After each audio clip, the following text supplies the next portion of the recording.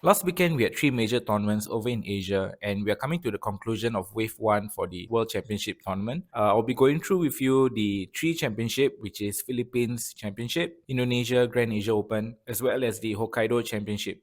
So I believe all 3 events there were streamed for it. If I do have the link, I'll link it in the description below. Hokkaido Championship, we streamed it yesterday and definitely had a lot of fun. Aside to these 3 tournaments, at the end of this video, I'll be updating the spreadsheet of all the tournaments that we had for this season. So starting off with the Philippines Championship, we have 249 players with 8 rounds of Swiss.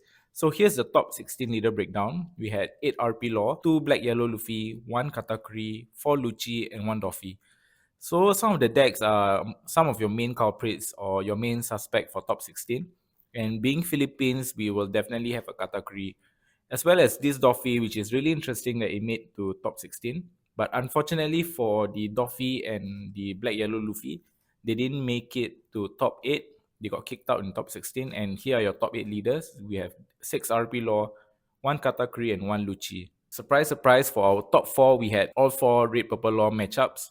So eventually, of course, Red Purple Law won the entire event. So Red Purple Law still has good showings despite not winning the last few championship tournaments. So that is the Philippine Championship. And I believe with this RP Law win, this should be the 11th win for the whole of Wave 1. Moving on to Indonesia Grand Asia Open, which happened on the Sunday, which is the following day. So we had 250 players, 8 rounds of Swiss. You can watch the stream here on this channel somewhere on the screen here, but I'll also link it in the description if you're interested to watch.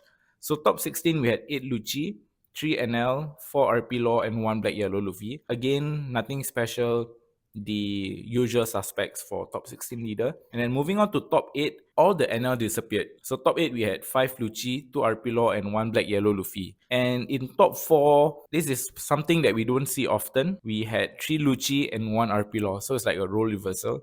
And eventually Lucci won. For the last event, we have Hokkaido Championship. There were 280 players, which is quite small for a Japanese championship. Usually they go around 800 or more players and 8 rounds of Swiss. So top 16, we had 10 RP Law, 3 NL, 1 Lucci, 1 Black Yellow Luffy, and 1 surprising Nami. So Nami is actually a good choice if there is a lot of Black Yellow Luffy or even Lucci in the meta game. But going up against RP Law, it will be a really tough matchup for the Nami. So I can see why it made to top 16. And then in top 8, we did manage to watch the Nami matchup on stream, but there were some interesting plays, or I would say misplays, by the Nami player, and Nami eventually lost. But on paper, it does have a bad matchup against RP Law.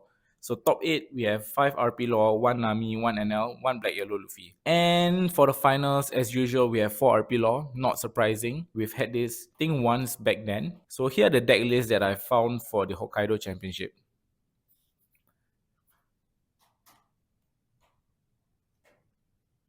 Next, we have this spreadsheet. I don't have the spreadsheet on me. As you can tell from the spreadsheet here, again, the top 3 decks are RP Law, Lucci, as well as Black Yellow Luffy. And if you're counting the championship wins, RP Law has managed to get its 10th win. This is exclusive of the Taiwan and Hong Kong Championship. And I do have the winners for Taiwan and Hong Kong respectively. They are Lucci as well as RP Law.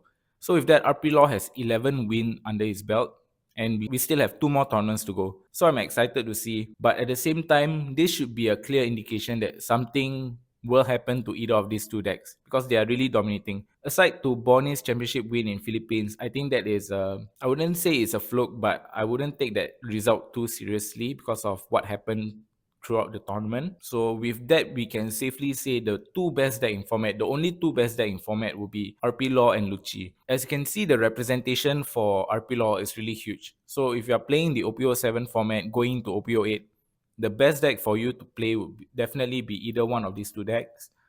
And yeah, I think RP Law is going to get banned. So that's all for this video, a rather short one. If you enjoyed this content, give this video a like and consider subscribing to the channel. We're really close to 7K. Also follow me on X for more One Piece TCG content. Let me know in the comments what you think of the results so far. Is this better or Sakazuki meta was better? And as always, thank you for watching. I'll see you in the next one. Bye-bye.